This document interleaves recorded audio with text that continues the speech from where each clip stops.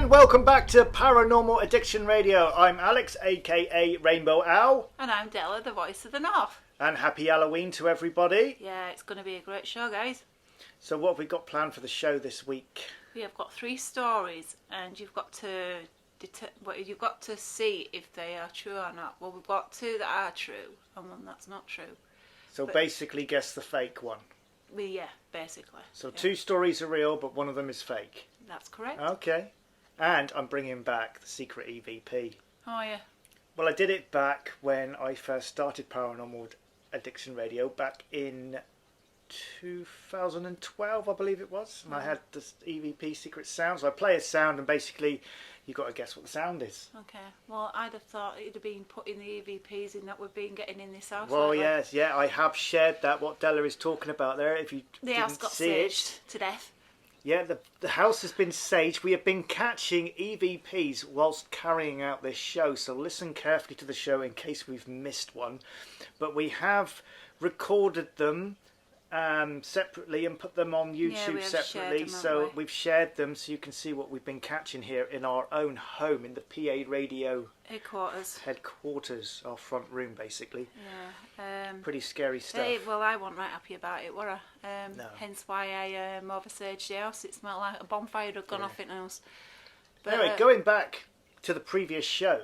Yeah. Demonology, great show. Fantastic show. Rich were absolutely fantastic. Yeah, and did you know, I didn't actually know that a demonologist is not meant to carry out an exorcism. I didn't know that. Okay. They're purely there just to identify whether or not the haunting is demonic. And they're there to assist the priest and but I thought they did the whole lot, did the exorcism, but apparently not. So if you're a demonologist, you shouldn't be doing that because it's down to the church, the priest. Rich was saying, wasn't it? There's a lot of people out in paranormal field that are saying that they're demonologists and they're not even qualified or recognised by the church. So yeah, absolutely. So guys, if you ever get a demonologist in, always ask for the credentials, should I say? Yeah, their ID. Their ID, and make sure that they're actually qualified to actually be carrying out that job. If not, boot them out your house because you don't want anything brought through a portal that shouldn't be there. If you missed that show, it came in 3 parts. It's all available on the channel, so get yourself over there and check it out. Anyway, Dela, Halloween. Yep. Now, where did it all begin? Where did Halloween come from? Halloween came from... It's an old Celtic festival now. It's over 2,000 years old, so I mean, it's going back way a bit. And they celebrated Halloween as the end of the summer and into the new year. So that's basically where Halloween came from. But they also believed as well that the veil of the normal world and the spirit world were actually thinner at that time, so that they could actually communicate with the dead ones and loved ones that had passed over. Right. And why the 31st of October? Because that was that's going back 2,000 years. That was their new year. Right, and didn't you tell me earlier before the show that it was actually the 1st of November? The 1st of November is All Saints' Day, which is actually a Christian festival. Well, it's a Christian one, isn't it? So yeah, it's a lot. I ain't going into that because it goes into religion and it gets a bit complicated. Right. But basically, it's just So the pumpkin. The pumpkin. Why a pumpkin? Now the pumpkin came from Ireland. Now the pumpkin wasn't actually a pumpkin at one point. It was actually a turnip. Now the turnip was carved out as jack-o'-lantern. Now jack-o'-lantern was there to be placed outside your house to ward off evil spirits. Right. Now where the pumpkin came into effect is when everybody that lived in Ireland and in England went to the New World, which is America, and there wasn't really much pumpkins there. I mean, not pumpkins, turnips. So they used pumpkins as an alternative, right. Which then later on down the line, we took over using pumpkins. Now I remember as a kid carving a turnip out. Jeez, I tell you, it must have been hard work. It was. Did you have to boil it first, soften it up? No. You just used to cut top off and scrape it all out. Jeez. When we were kids, we couldn't afford a pumpkin. My mum and dad couldn't afford a pumpkin, so we used a turnip. So that were it. Are we having a pumpkin this year? I think we should. We had one last year. Yeah, it got smashed, didn't it? Well, yeah, it got vandalised. So so the pumpkin and the turnip, it was basically the turnip. So that came from jack-o'-lantern. That is actually what jack-o'-lantern was. And trick-or-treating, the trick-or-treating was actually... You said that was American? Yeah, it's an American thing. We first recorded in North America in 1911. So, and it was just basically a trick-or-treat. So it's been tradition ever since. Right. And has it always been, because it's kind of trick-or-treat to me, it's always been children knocking at the door. Yeah, well that's what it is. Do adults get involved? No, well adults do, don't they? They take the kids round and they also dress the dogs up like I did. Right. I used to dress my dog up, I was lucky enough to be over in Los Angeles one particular year, and it happened to be the trip fell on Halloween. Yeah. And the Americans really go to town. Yeah, I think some of the costumes are amazing. Yeah, now it wasn't so much. I mean, I'm going back like 20 years ago. 20 years ago, it wasn't really. We used to go and we would just go out saying Happy Halloween. We got money and then. Yeah, well, over in America, I mean, in Hollywood. Yeah, but that's big parade down the street. Well, yeah, Americans do it. They're going to do it big time, aren't they? And it cottoned on here about I'd say about 10, 15 years ago. People started doing their houses up and. I mean, everyone's always gone out Halloween. We used to just put masks on and go out knocking on doors. You've got money, but now as it's evolved, people started giving out candy now, or sweets or whatever. I mean, when my daughter was small, I used to take her with dog trick or treating, and she used to get sweets. She didn't get money, and they used to take like a little pumpkin basket. Right. But yeah, saying that, so yeah, that originated from South America. So that's where the trick or treating came from. The jack-o'-lantern that came from Ireland, and. I mean, for the paranormal investigator... Halloween came from the old Celtic old festival of Samhain, or Samhain, as it's said.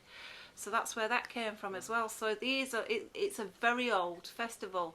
And I do believe that the Mexicans, they actually have a same festival. I think it's Festival of the Dead. Now, don't quote me on this, I'm not too sure. But I'm sure they do. It's where they actually celebrate the dead. And basically do the same thing as Halloween, but in their tradition, if you know what I mean. I was just going to say, as a paranormal investigator, Halloween is like their Christmas, isn't it? Oh yeah, I love Halloween. You know I do. I absolutely love Halloween. So I mean, if you're into the paranormal, I think I don't think it's just the paranormal. I just think it's this time of year. I mean, I love this time of year, especially when the trees start to turn different colours and it's not hot, because I can't do with hot weather, and it's a lovely time of year. You got the smells in the air, you can smell fall coming, you know. It's just, I love this time of year, I really do. I love fall and winter and spring. Summer, I just hide. I'm just basically stick me in a cave till fall comes. I know you love Halloween. Yeah, I do. You don't want to decorate the house this year, which I don't. For the simple reason being, we've got stuff.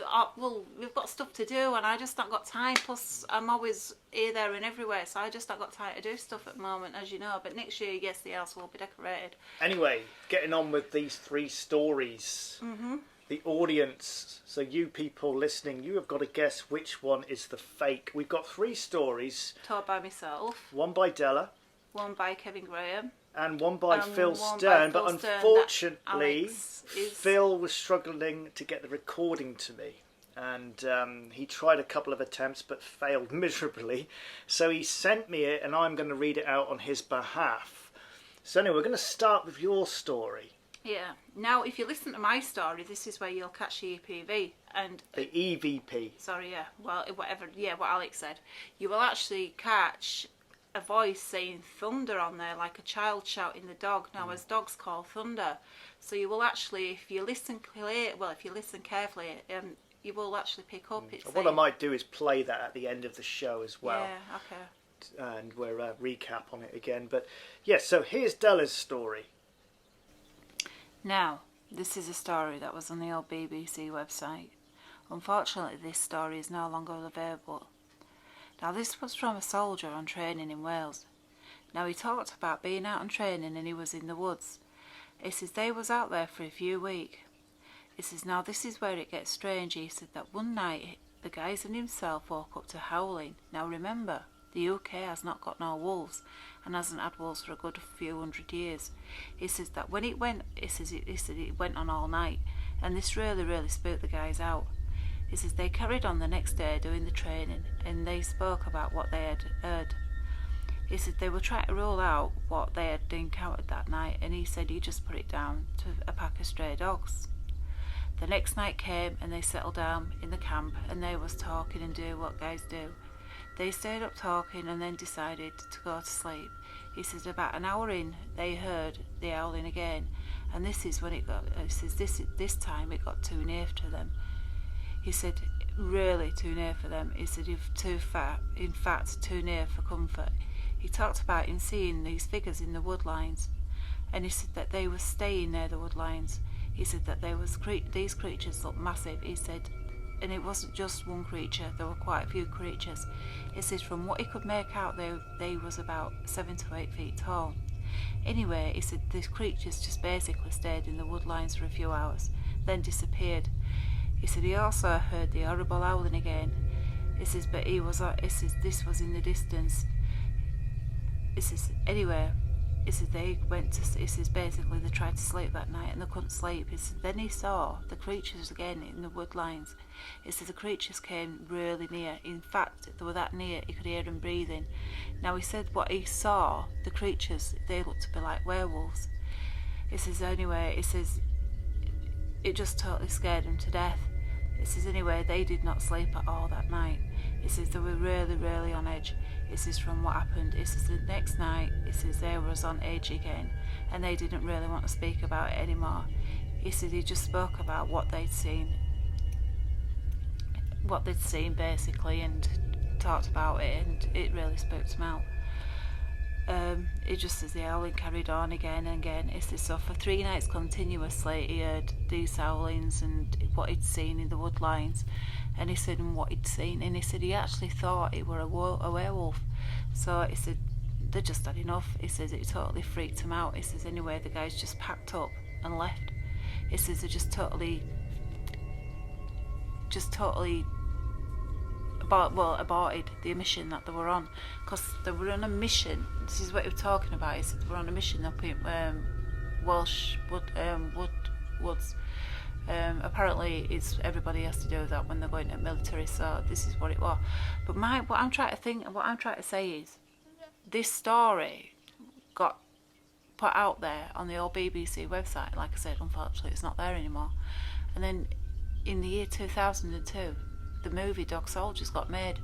Now the Dog Soldiers film got made and it were in the Highlands of Scotland, and this story is very similar to that film. So I don't know what to make of it. What do you guys make of it? So that was your story, Dela. I don't know about that one. Sounds a little bit far-fetched to me. Well, that was on the old BBC webpage. It's not, like I said, it's no longer there. But I mean, I think it is a trick. Why would he go on and leave that story? Okay, I mean, so you're trying to convince us. I'm not trying to convince you. I'm just saying what I read, and I just basically told you what I read. Okay, well we'll see what the audience have to say about it. Okay. All right. I mean, I'm going to play Kevin Graham's. Hello, good evening, everyone. Kevin Graham, P.A Radio's #1 on the scene reporter, roving man on the scene. Some might even say vagabond, hangabout guy, you know, the one that just always is around with the good story. And speaking of stories in the spirit of Halloween, good old Kevin Graham is going to tell y'all a story that happened to him. And that him would be me. Probably, I'm going to say 18 years ago, 19 years ago, maybe. As most of you know, I'm a casino dealer, and everybody knows that a lot of old people go to the casino. And of course, I don't know what the fascination is with slot machines and old people and blackjack and old people or whatever, you know. But anyway, you meet these guys, see them all the time, they come in all the time, and I had a personal favorite of mine. His name was Joe. Back in the day, Joe came in, he played Mississippi Stud, he played blackjack, he loved the, actually it may have been Deuce the Wild back then. And he loved to, you know, just shoot the bull, have a good time. Me and him became pretty tight. And I don't know exactly why, but I think I had a cyst or something removed. I had to have surgery for the thing. It was terrible. Called it a pilonidal cyst or something. Anyway, I was out for about 2 weeks. And when I came back off of FMLA, I always like to go to the upstairs restroom for whatever reason. You know, so I come in, the break room was upstairs, I go get my coffee, you know, prepare myself mentally, and then the coffee hits you, go to the bathroom, take leave, handle your business, bust ass down the escalator and hit the floor, find out where you're going and whatnot.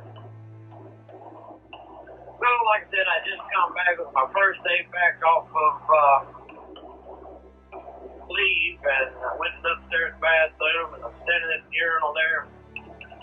There's a row of sinks there with, you know, I got the little mirrors in there. And I see Joe.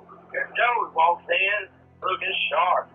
You know, he's dressed in, it looked like he just pressed this 1950 suit, had it clean, shoes shine, hair slicked back. And I remember, you know, hey, Joe, man, what's going on, brother? Going through a wedding, you know, whatever was said. No, man, I feel great, man. Everything's all right. Glad to be here, buddy. Good to see you. I'll see you downstairs. I said, all right, Joe. I'm finished up. Turn around. Wash up. He's gone. Walk downstairs. I asked Mark Wheeler, who was the pit boss at the time. I said, you know, hey, Mark, where am I going? You're going to be on, you know, DC4, whatever it was. And I said, man, I just saw Joe upstairs, and he's looking good, man. He's all cleaned up, hair combed. He looked like a brand new man. Mark said, you know, Kevin, Joe passed away at the hotel about 2 weeks ago. Man, my jaw hit the floor. You just chill. You hear people talk about this. You hear people talk about the hair standing up back of the neck. Well, that's exactly what hit me when he said that, because I had just spoken with Joe. And, you know, that is not a meant to scare anyone or be a terrible story, but, you know, some of us are more in tune with other things, you know. And I'm not saying I'm an empath that I can help people cross over or anything like that. But when I know that I had just spoken with Joe, and you know, seeing how happy he was, the guy was, you know, he was very happy.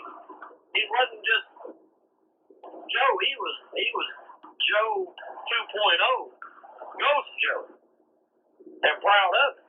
And I just wanted to let y'all know that this is the first time I've ever told this story, you know, to anybody other than some close personal friends, because, you know, people kind of hold back on their stories because they don't want people to think they're crazy. No, I don't think I'm crazy. I know I talked to Joe.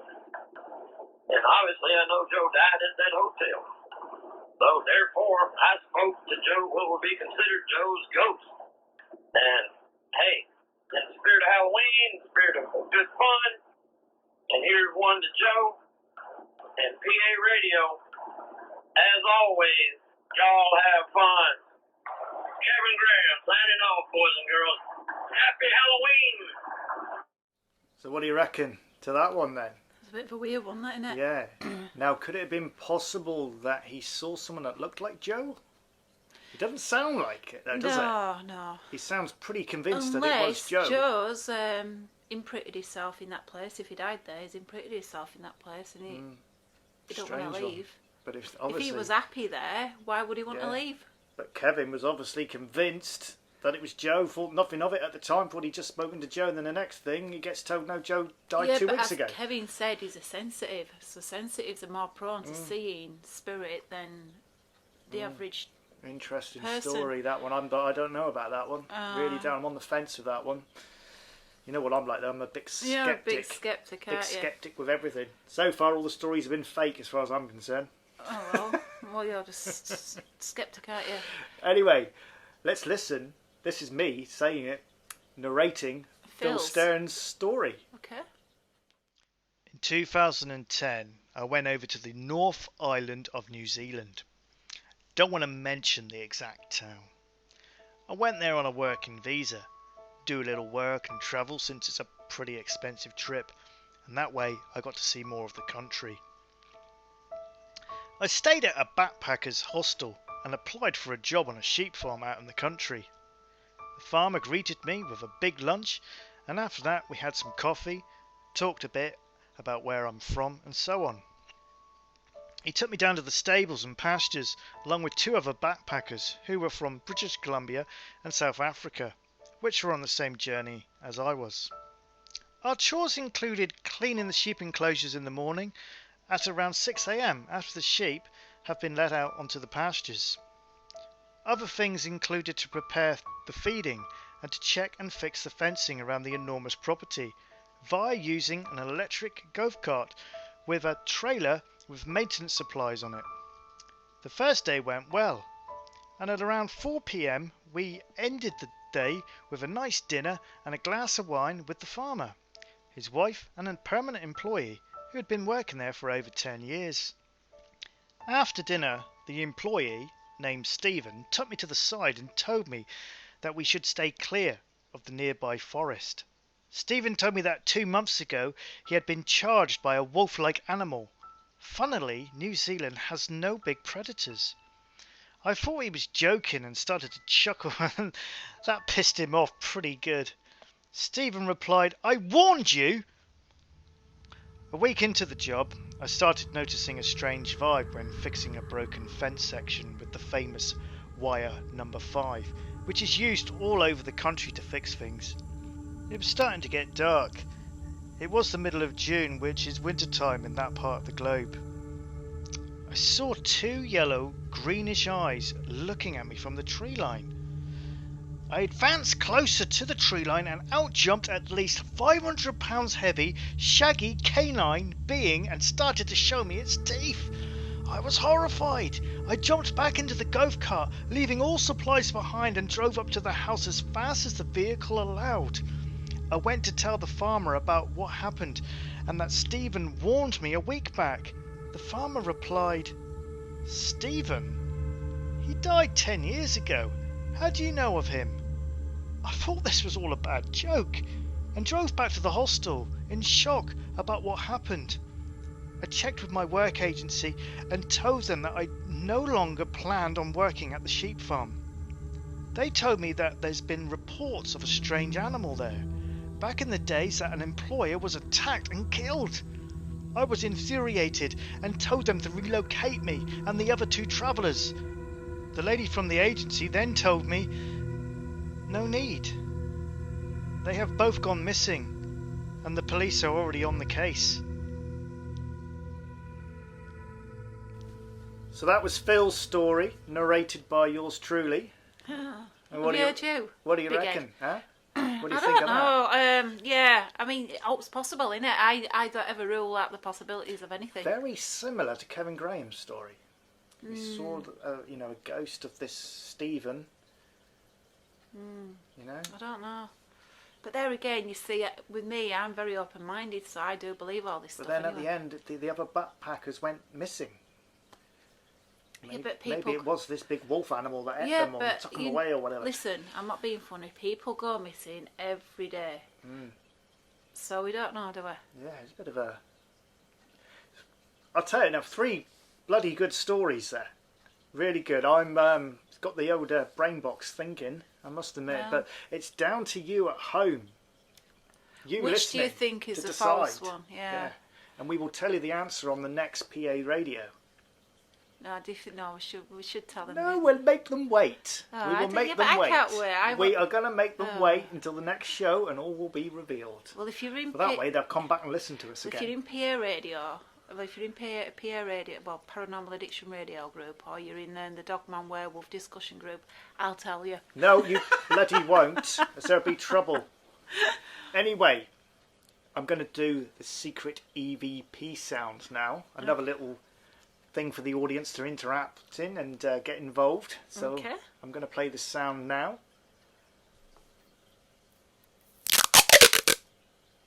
think that's quite an easy one, really.